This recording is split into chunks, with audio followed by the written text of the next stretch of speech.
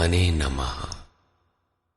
यथार्थ गीता श्रीमद् भगवत गीता अथ पंचदशो अध्याय। महापुरुषों ने संसार को विभिन्न दृष्टांतों से समझाने का प्रयास किया है। किसी ने इसी को भवाटवी कहा तो किसी ने संसार सागर कहा। अवस्था भेद से इसी को भवनदी और भवकूप भी कहा गया और कभी इसकी तुलना गोपद से की गई, अर्थात जितना इंद्रियों का आयतन है उतना ही संसार है। और अंत में ऐसी भी अवस्था आई कि नाम लेत भव सिंधु सुखाहीन, भव सिंधु भी सूख गया। क्या संसार में ऐसे समुद्र हैं? योगेश्वर श्री कृष्ण ने भी संसार को समुद्र और वृक्ष की संज्ञा दी। अध्याय 12 में उन्होंने कहा, जो मेरे अनन्य भक्त हैं उनका संसार समुद्र से शीघ्र ही उद्धार करने वाला होता हूं। यहां प्रस्तुत अध्याय में योगेश्वर श्री कृष्ण कहते हैं कि संसार एक वृक्ष है। इसको काटते हुए ही योगी जन उस परम पद को खोजते हैं। देखें, श्री भगवान उवाच।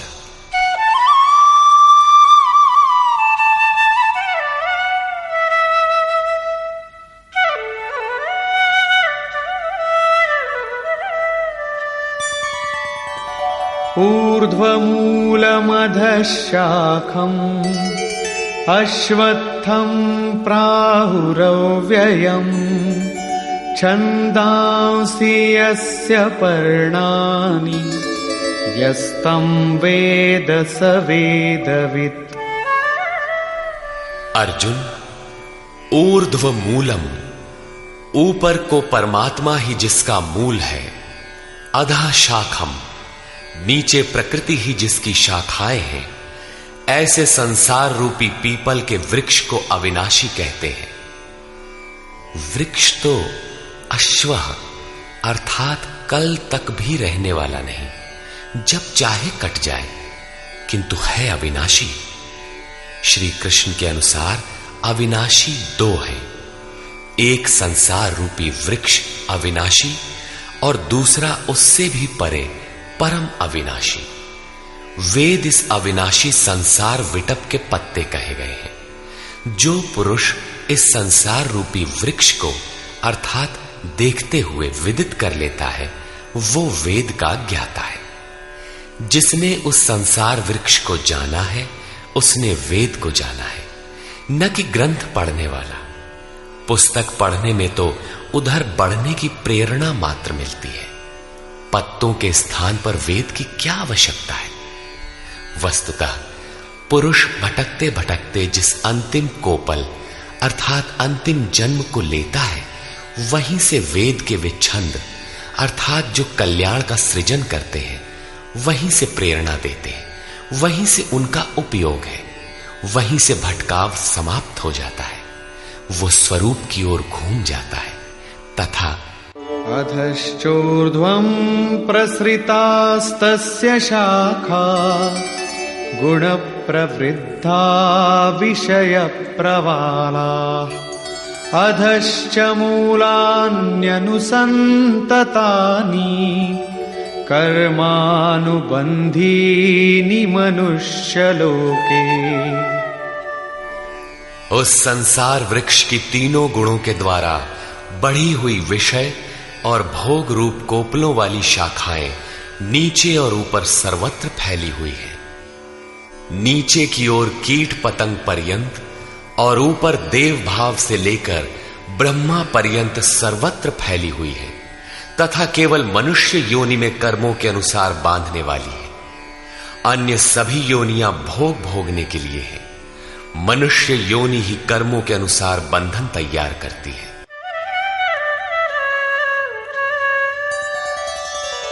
न रूपमस्येह तथोपलभ्यते नान्तो न चादिर्न च सम्प्रतिष्ठा अश्वत्थमेनं सुविरूढमूलम् असंगशस्त्रेण दृढ़ेन छित्त्वा।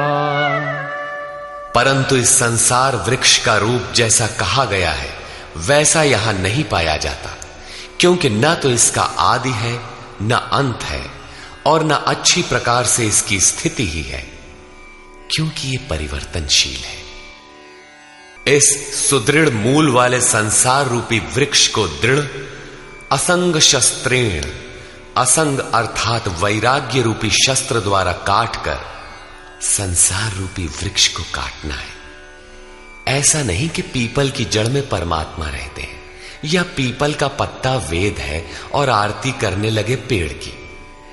इस संसार वृक्ष का मूल तो स्वयं परमात्मा ही बीज रूप से प्रसारित है, तो क्या वो भी कट जाएगा? दृढ़ वैराग्य द्वारा इस प्रकृति का संबंध विच्छेद हो जाता है। यही काटना है। काट कर करें क्या?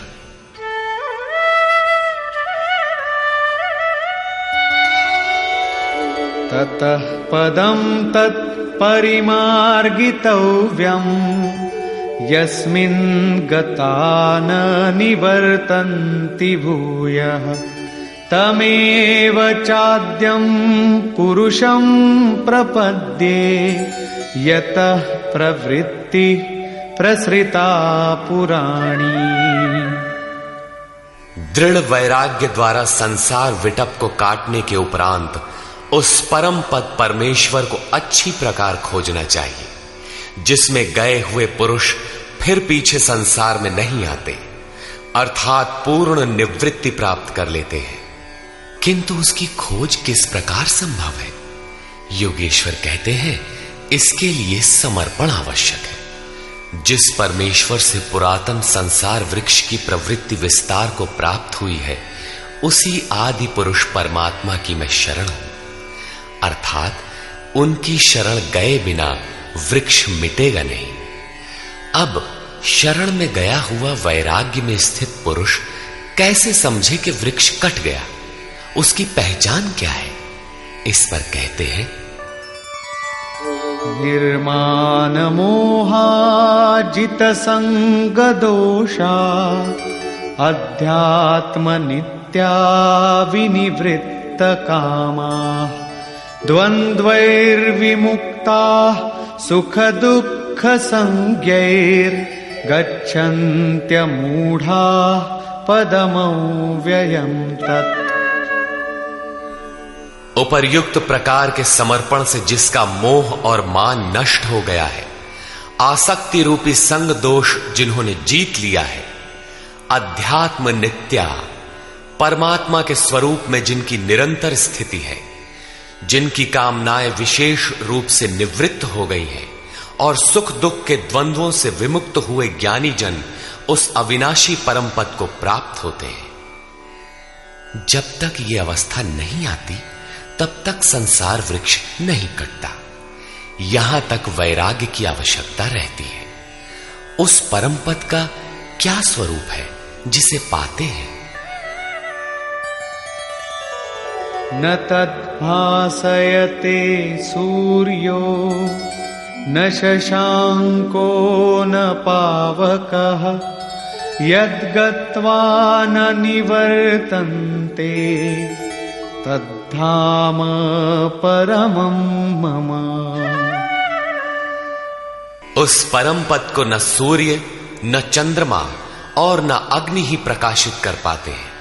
जिस परम पद को प्राप्त कर मनुष्य पीछे संसार में नहीं आते हैं, वही मेरा परम धाम है, अर्थात उनका पुनर्जन्म नहीं होता। इस पद की प्राप्ति में सबका समान अधिकार है। इस पर कहते हैं,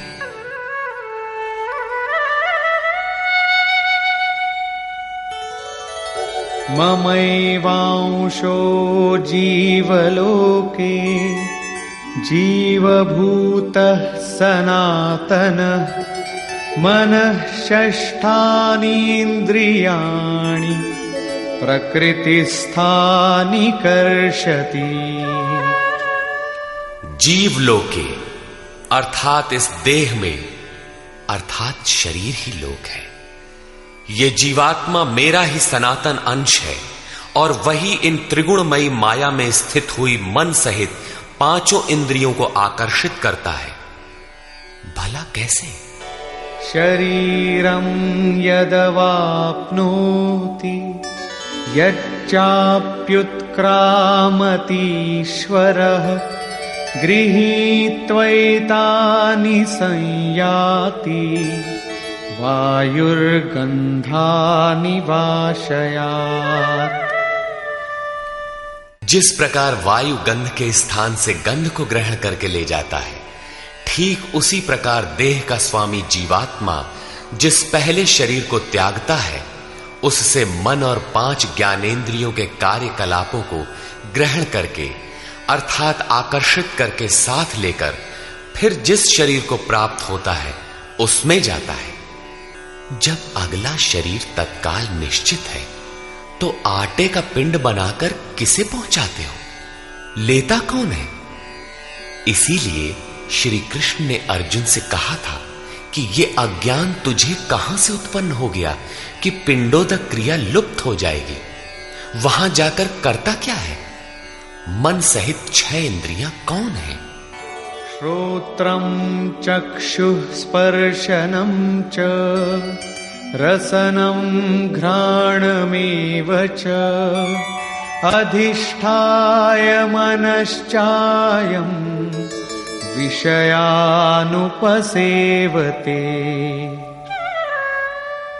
उस शरीर में स्थित होकर ये जीवात्मा कान, आंख, त्वचा, जिह्वा, नासिका और मन का आश्रय लेकर अर्थात इन सब के सहारे ही विषयों का सेवन करता है, किंतु ऐसा दिखाई नहीं पड़ता, सब उसे देख नहीं पाते। इस पर श्री कृष्ण कहते हैं, उत्क्रामन्तं स्थितं वापि भुञ्जानं वा गुणान्वितं विमूढानानुपश्यन्ति पश्यन्ति ज्ञानचक्षुषः।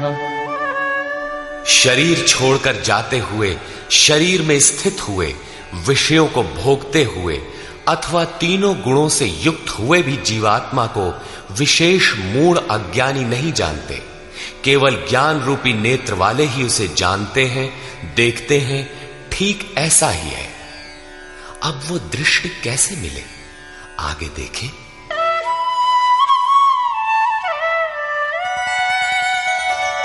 यतन्तो योगिनश्चैनं पश्यन्त्यात्मन्यवस्थितं यतन्तोऽप्यकृतात्मानो नैनं पश्यन्त्यचेतसः। योगी जन अपने हृदय में चित्त को सब ओर से समेट इस आत्मा को यत्न करते हुए ही प्रत्यक्ष देखते हैं, किंतु अकृतार्थ आत्मा वाले अर्थात मलिन अंतःकरण वाले अज्ञानी जन यत्न करते हुए भी इस आत्मा को नहीं जानते, क्योंकि उनका अंतःकरण बाह्य प्रवृत्तियों में अभी बिखरा है। चित्त को सब ओर से समेटकर अंतरात्मा में यत्न करने वाले भाविक जन ही उसे पाने के योग्य होते हैं। अतः अंतःकरण से सतत सुमिरण आवश्यक है। अब उन महापुरुषों के स्वरूप में जो विभूतियां पाई जाती हैं, जो पीछे बता भी आए हैं, उन पर प्रकाश डालते हैं।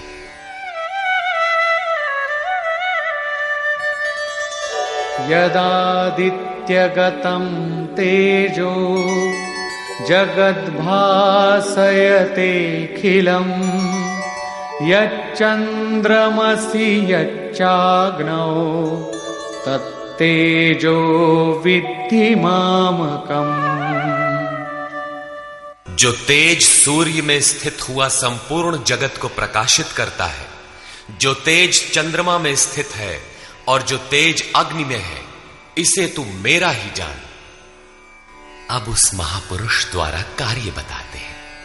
गामाविश्य च भूतानि धारयाम्यहमोजसा पुष्णामि चौषधीः सर्वा सोमो भूत्वा रसात्मकः।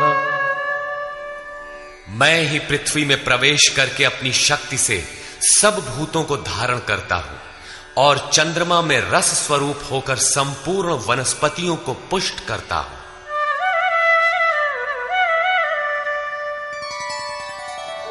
अहं वैश्वानरो भूत्वा प्राणिनां देहमाश्रितः प्राणापानसमायुक्तः पचाम्यन्नं चतुर्विधम्। मैं ही प्राणियों के शरीर में अग्नि रूप से स्थित होकर प्राण और अपान से युक्त हुआ 4 प्रकार के अन्नों को पचाता हूं। अध्याय 4 में स्वयं योगेश्वर श्री कृष्ण ने इंद्रियाग्नि, संयमाग्नि, योगाग्नि, प्राण अपानाग्नि, ब्रह्माग्नि इत्यादि 13-14 अग्नियों का उल्लेख किया, जिनमें सबका परिणाम ज्ञान है। ज्ञान ही अग्नि है। श्री कृष्ण कहते हैं, ऐसा अग्नि स्वरूप होकर प्राण और अपान से युक्त 4 विधियों से, अर्थात जप सदैव श्वास प्रश्वास से होता है, उसकी 4 विधियां बैखरी, मध्यमा, पश्यंती और परा है। इन 4 विधियों से तैयार होने वाले अन्नों को मैं ही पचाता हूं।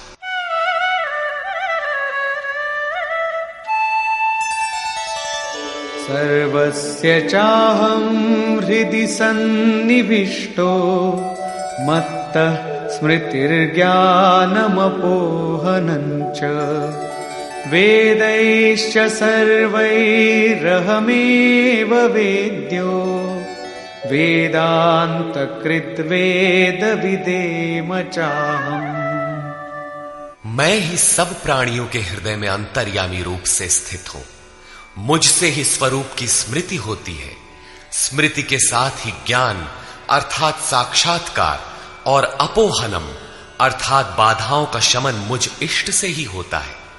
सब वेदों द्वारा मैं ही जानने योग्य हूं। वेदांत का कर्ता अर्थात वेदस्य अंतः सह वेदांत, वेद की अंतिम स्थिति का कर्ता मैं ही हूं और वेदविद भी मैं ही हूं अर्थात वेद का ज्ञाता।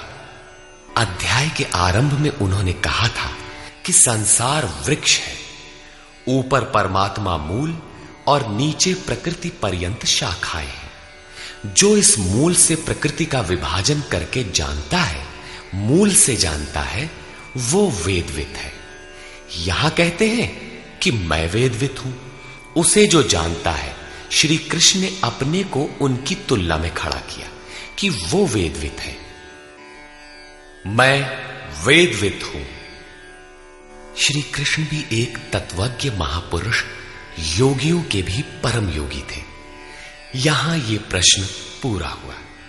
अब बताते हैं कि संसार में पुरुष का स्वरूप 2 प्रकार का है। द्वाविमौ पुरुषौ लोके क्षरश्चाक्षर एव च क्षरः सर्वाणि भूतानि कूटस्थोऽक्षर उच्यते। अर्जुन, इस संसार में क्षर, क्षय होने वाले, परिवर्तनशील और अक्षर, अक्षय, अपरिवर्तनशील ऐसे 2 प्रकार के पुरुष हैं। उनमें संपूर्ण भूत प्राणियों के शरीर तो नाशवान है, क्षर पुरुष हैं, और ये कूटस्थ पुरुष अविनाशी कहा जाता है। साधन के द्वारा मन सहित इंद्रियों का निरोध अर्थात जिसकी इंद्रिय समूह कूटस्थ है, वही अक्षर कहलाता है। किंतु यह भी पुरुष की अवस्था विशेष ही है। इन दोनों से भी परे एक अन्य पुरुष भी है।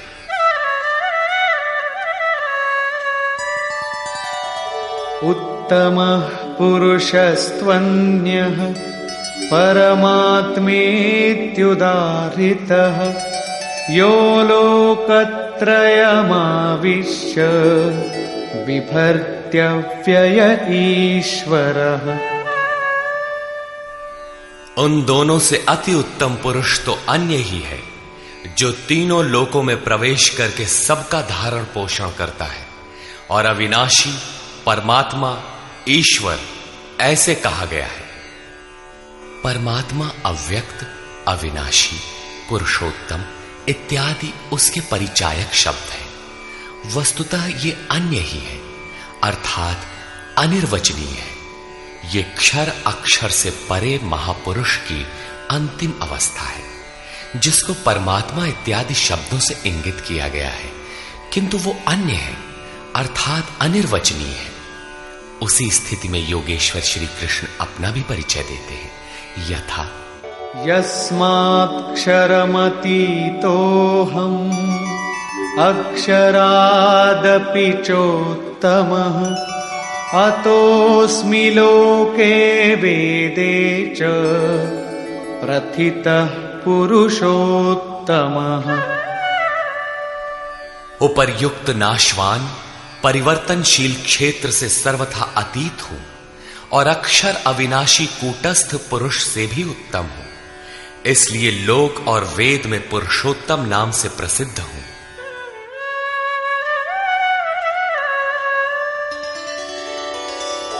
यो मामेवमसम्मूढो जानाति पुरुषोत्तमम् स सर्वविद् भजति माम् सर्वभावेन भारत। हे भारत, जैसा कि ऊपर कहा गया है कि इस प्रकार जो ज्ञानी पुरुष मुझ पुरुषोत्तम को साक्षात जानता है, वो सर्वज्ञ पुरुष सब प्रकार से मुझ परमात्मा को ही भजता है, वो मुझसे विलग नहीं है।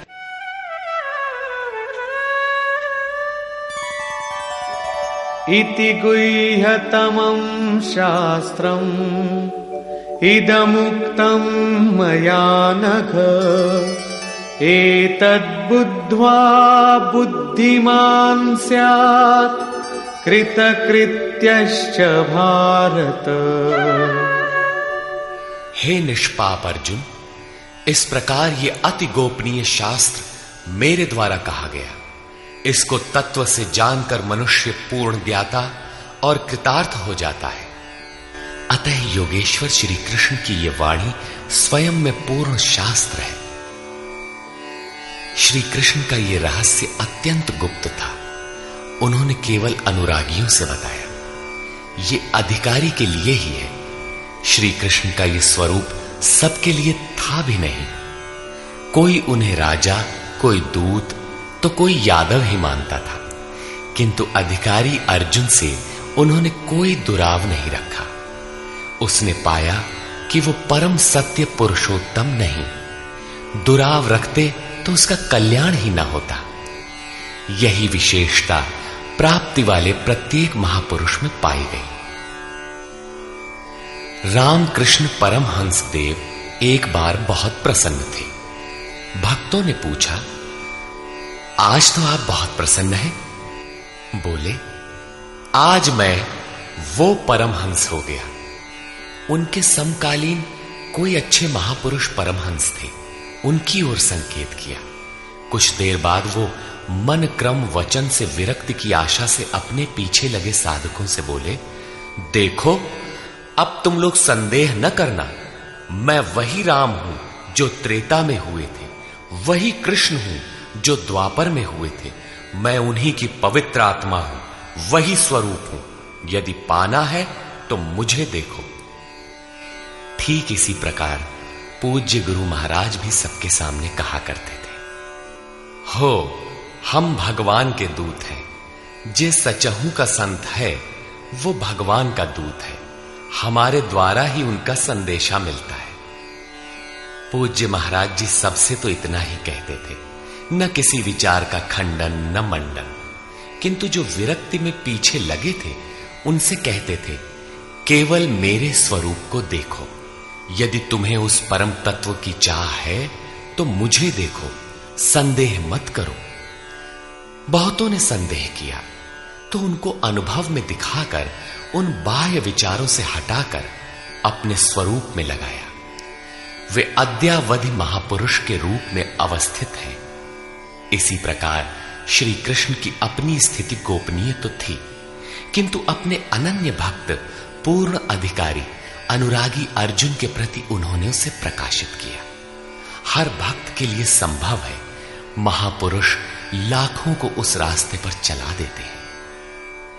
निष्कर्ष, इस अध्याय के आरंभ में योगेश्वर श्री कृष्ण ने बताया कि संसार एक वृक्ष है, पीपल जैसा वृक्ष है। पीपल एक उदाहरण मात्र है।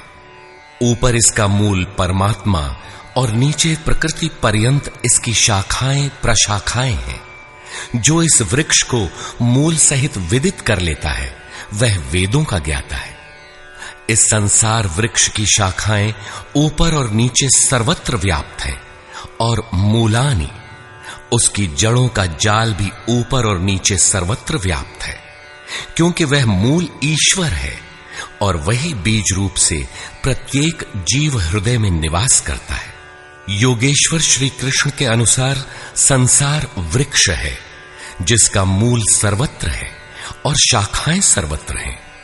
कर्मानुबंधीनि मनुष्य लोके, कर्मों के अनुसार केवल मनुष्य योनि में बंधन तैयार करता है, बांधता है। अन्य योनियां तो इन्हीं कर्मों के अनुसार भोग भोगती हैं। अतः दृढ़ वैराग्य रूपी शस्त्र द्वारा इस संसार रूपी पीपल के वृक्ष को तू काट और उस परम पद को ढूंढ जिसमें गए हुए महर्षि पुनर्जन्म को प्राप्त नहीं होते। कैसे जाना जाए कि संसार वृक्ष कट गया? योगेश्वर कहते हैं कि जो मान और मोह से सर्वथा रहित है, जिसने संग दोष जीत लिया है, जिसकी कामनाएं निवृत्त हो गई हैं और जो द्वंद्व से मुक्त है, वह पुरुष उस परम तत्व को प्राप्त होता है। उस परम पद को न सूर्य, न चंद्रमा और न अग्नि ही प्रकाशित कर पाते हैं। वह स्वयं प्रकाश रूप है, जिसमें गए हुए पीछे लौट कर नहीं आते। वह मेरा परम धाम है, जिसे पाने का अधिकार सबको है, क्योंकि यह जीवात्मा मेरा ही शुद्ध अंश है। शरीर का त्याग करते समय जीवात्मा मन और पांचों ज्ञानेंद्रियों के कार्यकलापों को लेकर नए शरीर को धारण करता है। संस्कार सात्विक है तो सात्विक स्तर पर पहुंच जाता है, राजसी है तो मध्यम स्थान पर और तामसी रहने पर जघन्य योनियों तक पहुंच जाता है तथा इंद्रियों के अधिष्ठाता मन के माध्यम से विषयों को देखता और भोगता है। यह दिखाई नहीं पड़ता, इसे देखने की दृष्टि ज्ञान है। कुछ याद कर लेने का नाम ज्ञान नहीं है। योगी जन हृदय में चित्त को समेटकर प्रयत्न करते हुए ही उसे देख पाते हैं। अतः ज्ञान साधन गम्य है। हां, अध्ययन से उसके प्रति रुझान उत्पन्न होती है। संशय युक्त अकृतात्मा लोग प्रयत्न करते हुए भी उसे देख नहीं पाते। यहां प्राप्ति वाले स्थान का चित्रण है। अतः उस अवस्था की विभूतियों का प्रवाह स्वाभाविक है। उन पर प्रकाश डालते हुए योगेश्वर श्री कृष्ण कहते हैं कि सूर्य और चंद्रमा में मैं ही प्रकाश हूं, अग्नि में मैं ही तेज हूं, मैं ही प्रचंड अग्नि रूप से 4 विधियों से परिपक्व होने वाले अन्न को पचाता हूं। श्री कृष्ण के शब्दों में अन्न एकमात्र ब्रह्म है। अन्नम ब्रह्मेति व्यजानात्, जिसे प्राप्त कर यह आत्मा तृप्त हो जाती है। बैखरी से परापर्यंत अन्न पूर्ण परिपक्व होकर पच जाता है, वह पात्र भी खो जाता है। इस अन्न को मैं ही पचाता हूं, अर्थात सद्गुरु जब तक रथी न हो तब तक यह उपलब्धि नहीं होती। इस पर बल देते हुए योगेश्वर श्री कृष्ण पुनः कहते हैं कि संपूर्ण प्राणियों के अंतर्देश में स्थित होकर मैं ही स्मृति दिलाता हूं। जो स्वरूप विस्मृत था उसकी स्मृति दिलाता हूं। स्मृति के साथ मिलने वाला ज्ञान भी मैं ही हूं। उसमें आने वाली बाधाओं का निदान भी मुझसे होता है। मैं ही जानने योग्य हूं और विदित हो जाने के बाद जानकारी का अंत करता भी मैं ही हूं। कौन किसे जाने? मैं वेदविद हूं। अध्याय के प्रारंभ में कहा, जो संसार वृक्ष को मूल सहित जानता है वह वेदविद है, किंतु उसको काटने वाला ही जानता है। यहां कहते हैं मैं भी वेदविद हूं। उन वेदविदों में अपनी भी गणना करते हैं। अतः श्री कृष्ण भी यहां वेदविद पुरुषोत्तम है, जिसे पाने का अधिकार मानव मात्र को है। अंत में उन्होंने बताया कि लोक में दो प्रकार के पुरुष हैं। भूतादिकों के संपूर्ण शरीर क्षर है। मन की कूटस्थ अवस्था में यही पुरुष अक्षर है, किंतु है द्वंद्वात्मक और इससे भी परे जो परमात्मा, परमेश्वर, अव्यक्त और अविनाशी कहा जाता है, वह वस्तुतः अन्य ही है। यह क्षर अक्षर से परे वाली अवस्था है। यही परम स्थिति है। इससे संगत करते हुए कहते हैं कि मैं भी क्षर अक्षर से परे वही हूं, इसलिए लोग मुझे पुरुषोत्तम कहते हैं। इस प्रकार उत्तम पुरुष को जो जानते हैं वे ज्ञानी भक्तजन सदैव सब ओर से मुझे ही भजते हैं। उनकी जानकारी में अंतर नहीं है। अर्जुन, यह अत्यंत गोपनीय रहस्य मैंने तेरे प्रति कहा। प्राप्ति वाले महापुरुष सबके सामने नहीं कहते, किंतु अधिकारी से दुराव भी नहीं रखते। अगर दुराव करेंगे तो वह पाएगा कैसे? इस अध्याय में आत्मा की 3 स्थितियों का चित्रण क्षर, अक्षर और अति उत्तम पुरुष के रूप में स्पष्ट किया गया, जैसा इससे पहले किसी अन्य अध्याय में नहीं है। अतः ओम तत्सदिति श्रीमद् भगवद गीता सूपनिषत्सु ब्रह्म विद्यायाम योग शास्त्रे श्री कृष्ण अर्जुन संवादे पुरुषोत्तम योगो नाम 15 अध्यायः। इस प्रकार स्वामी अड़गड़ानंद कृत श्रीमद् भगवद गीता के भाष्य यथार्थ गीता का 15वां अध्याय पूर्ण होता है। हरि ओम तत्सत।